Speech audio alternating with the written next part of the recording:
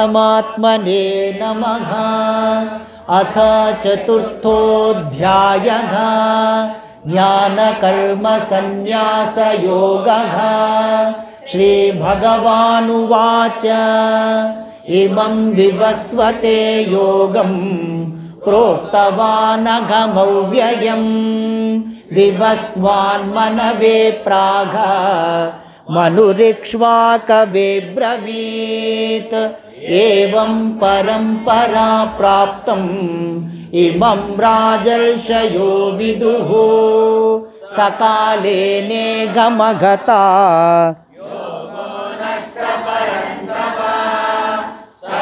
वायं मया तेद्य योगः प्रोक्तः पुरातनः। भक्तोऽसि मे सखा चेति रहस्यं ह्येतदुत्तमम्। अर्जुन उवाच भवतो जन्म परं जन्म विवस्वतः कथमेतद्विजानीयाम् त्वमादौ प्रोक्तवानिति। श्रीभगवानुवाच बहूनि मे व्यतीतानि जन्मानि तव चार्जुन तान्यहं वेद सर्वाणि न त्वं वेत्त परन्तप।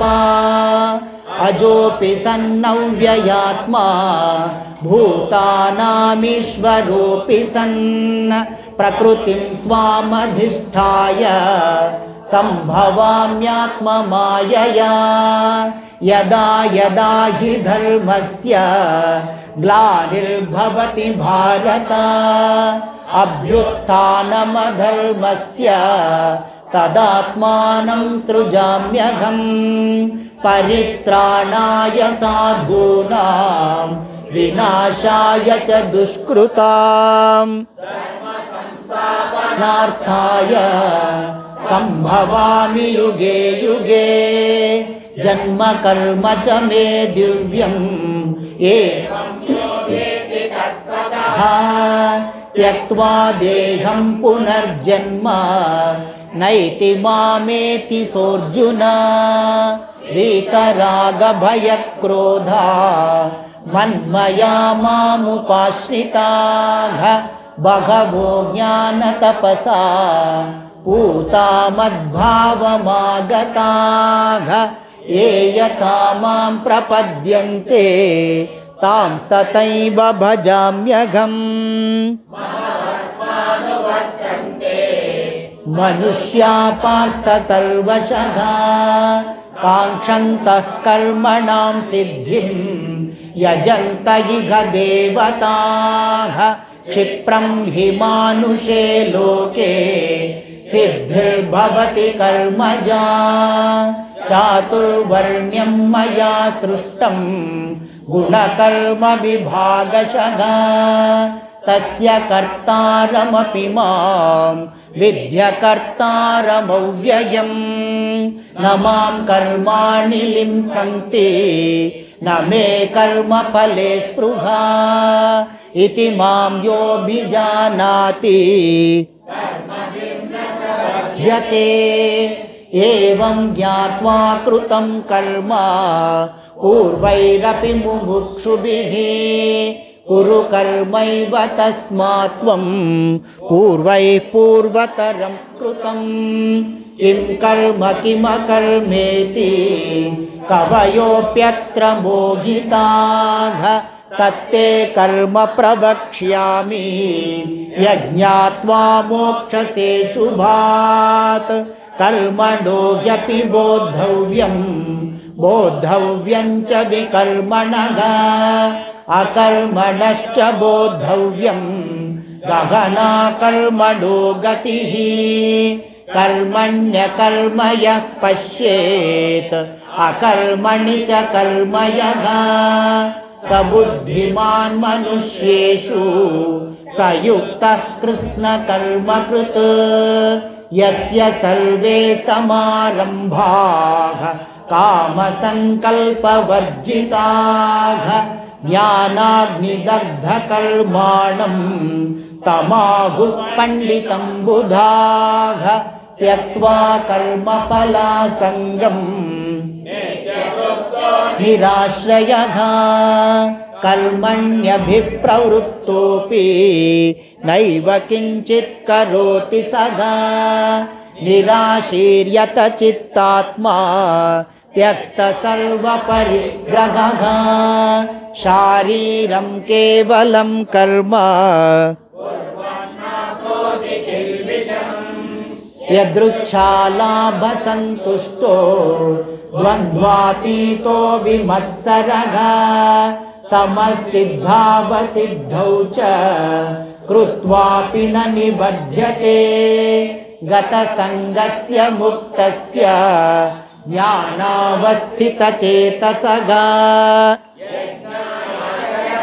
कर्म समग्रं प्रविलीयते ब्रह्मार्पणं ब्रह्मघविः ब्रह्माग्नौ ब्रह्मणाहुतं ब्रह्मैव तेन गन्तव्यं ब्रह्मकर्म समाधिना दैवमेवापरे यज्ञं योगिनः पर्युपासते ब्रह्माज्ञावपरे यज्ञं यज्ञो नैवोपजुह्वति श्रोत्रादीनीन्द्रियाण्यन्ये संयमाग्निषु जुह्वति शब्दादीन् विषयानन्य इन्द्रियाग्निषु जुह्वति सर्वाणीन्द्रियकर्माणि प्राणकर्माणि चापरे आत्मसंयमयोगाग्नौ जुह्वति ज्ञानदीपिते यज्ञा योगयज्ञास्तथा परे स्वाध्यायज्ञानयज्ञाश्च यतयः संशितव्रताः अपाने जुह्वति प्राणं प्राणे पानं तथा परे प्राणापानगतिरुद्ध्वा प्राणायामपरायणाः अपरे नियताहाराः प्राणान् प्राणेषु जुह्वति सर्वेऽप्येते यज्ञविदो यज्ञक्षपितकल्मषाः यज्ञशिष्टामृतभुजो यान्ति ब्रह्म सनातनम् नायं लोकोऽस्य यज्ञस्य कुतोऽन्यः कुरु सत्तमा एवं बहुविधा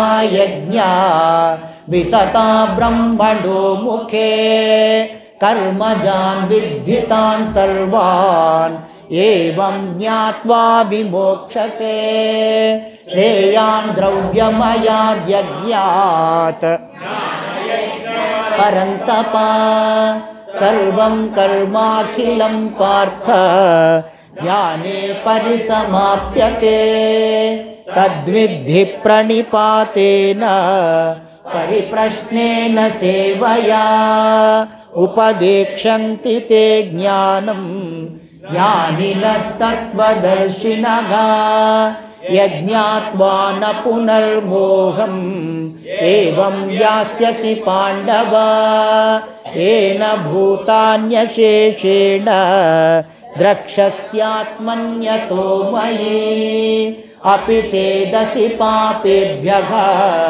सर्वेभ्यः पापकृत्तमः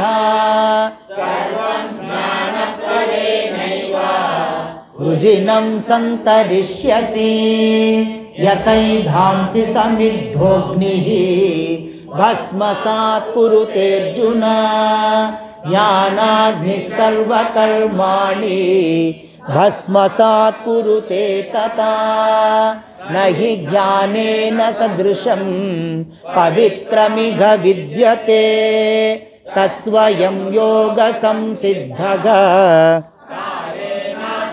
विन्दति श्रद्धावान् लभते ज्ञानं तत्परः संयतेन्द्रियः ज्ञानं लब्ध्वा परां शान्तिम् अचिरेणाधिगच्छति अज्ञश्चाश्रद्धधानश्च संशयात्मा विनश्यति नायं लोकोऽस्ति न परो न सुखं संशयात्मनः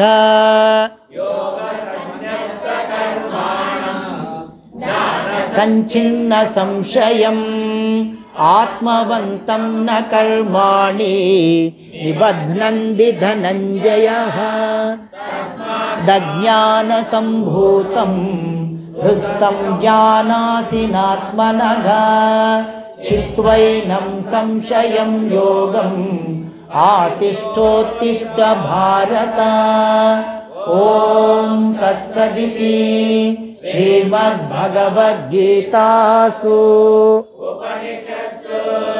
ब्रह्मविद्यायां योगशास्त्रे श्रीकृष्णार्जुनसंवादे ज्ञानकर्मसन्न्यासयोगो नाम चतुर्थोऽध्यायः हरिः ओं तत्सत् श्रीकृष्णार्पणमस्तु।